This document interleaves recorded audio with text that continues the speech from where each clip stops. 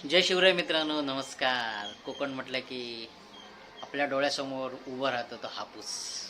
अथांग समुद्र, सुपारी, नारळीच्या बागाच बघा आणि सगळीकडे हिरवाईने नटलेला आमचं कोकण. आणि या कोकणामध्ये या कोकणाला निसर्गानं असं भरभरून दान केलंय, देणगी दिले. आणि अशाच एका कोकणातल्या फळाबद्दल आपण बोलणार आहोत. आणि हे फळ नेहमीच दुर्लक्षित राहिलं आहे मित्रांनो. फक्त वटपौर्णिमा आले की या फळाला मागणी असते आणि त्यानंतर अशी झाडावरून खाली पडून सडून जातात, पण कोण खात नाही. ज्या वेळेला सीझन असतो त्यावेळेला कोकणातील माणसं ही फळं खातात. येस मित्रांनो, बरोबर तुम्ही जो विचार करताय तो बरोबर. मी त्याच फळाबद्दल बोलतोय. आणि ह्या फळाला इंटरनॅशनल मार्केटमध्ये नेण्याचं काम केलं आहे आणि त्या माणसाबद्दलही आपण आता बोलणार आहोत. मित्रांनो, मी दिनेश मोहिते, दिनू मोहिते सोबतच्या या सह्याद्रीच्या स्वर्गीय प्रवासात तुमचे सहर्ष स्वागत आहे. मित्रांनो, आपण आता बोलणार आहोत जॅकफ्रूट, फणसाबद्दल बोलणार आहोत.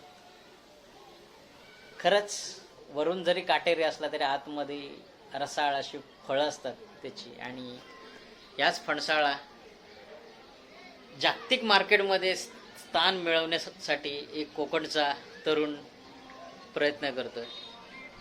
जॅकफ्रूट किंग म्हणून त्या तरुणाला संपूर्ण देशात ओळखलं जातं. होय मित्रांनो, रत्नागिरी जिल्ह्यातील लांजा तालुक्यातील झापडे गावातील होतकरू तरुण Mithilesh Harishchandra Desai, the jackfruit king. जवळजवळ 86 जातीची फणसाची झाडे आज त्याच्या बागेत आहेत. 28 एकरची त्याची फणसाची बाग आहे. मित्रांनो, कोकणात मोस्ट ऑफ लोक आंब्याची आणि काजूचीच लागवड करतात, पण मिथिलेश सरांनी घेतलेला धाडसी निर्णय पाहता खरंच त्यांना मानलं पाहिजे. मित्रांनो, जवळजवळ वर्षाला 25,000 त्यांच्या फणसाच्या नर्सरीतून फणसाची झाडं निर्यात होतात.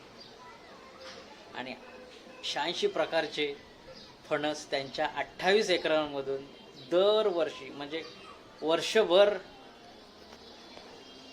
पीक येतं त्यांचं.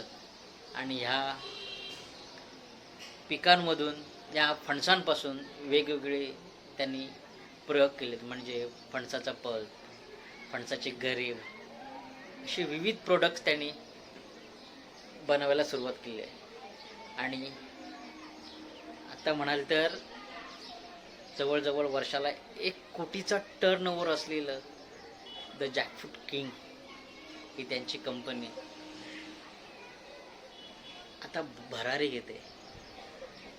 खरंच मिथिलेश सरांना मानलं पाहिजे. आणि आताच तुम्ही 2-3 दिवसापूर्वी दिल्लीमध्ये सुप्रिया सुळेंची मुलगी रेवती सुळे आणि त्यांचा जावई यांचा रिसेप्शन सोहळा माननीय शरद पवार साहेबांच्या घरी आयोजित केला होता.